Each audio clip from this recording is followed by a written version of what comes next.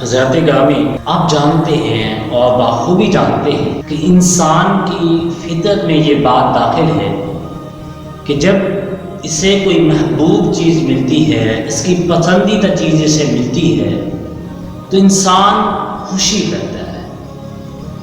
جس طرح کہ کسی کے ہاں بیٹا پیدا ہو جائے اور وہ ہو بھی اکلوتا بیٹا تو اس کو کتنی خوشی ہوتی ہے، خوشی کا اظہار کرتا ہے، خوشی کرتے ہوئے سماتا نہیں ہے۔ اسی طرح کسی کے ہاتھ میں کوئی اچھی خاصی دولت آ جائے، غریب ہو پھر امیر ہو جائے، آپ سمجھتے ہیں کہ اسے کتنی خوشی ہوگی۔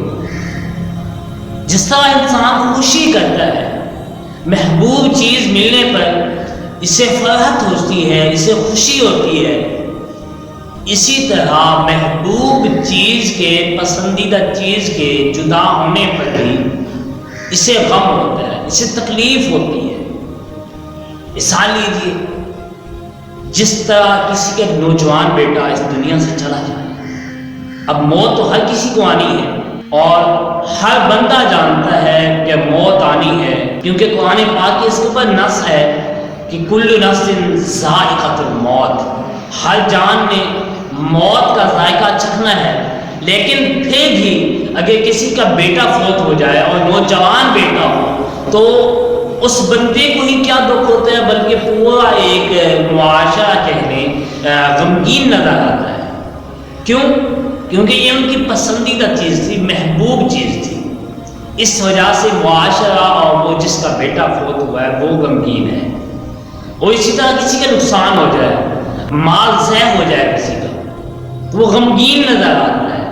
تو پتہ چلا کہ انسان کی فطرت کے اندر یہ بات داخل ہے کہ جب اسے کوئی محبوب چیز ملتی ہے تو وہ خوشی کرتا ہے، اور جب اس سے کوئی پسندیدہ چیز چھن جاتی ہے، دور ہو جاتی ہے، تو وہ غمگین ہو جاتا ہے، غم کرتا ہے۔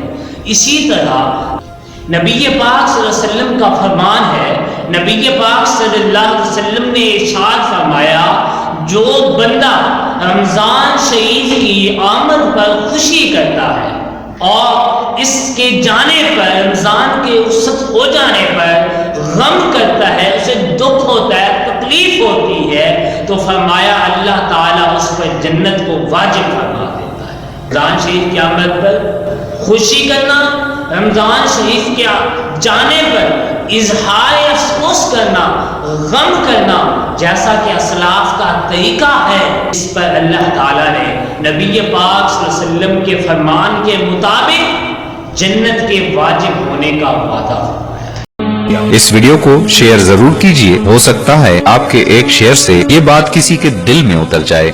جزاک اللہ۔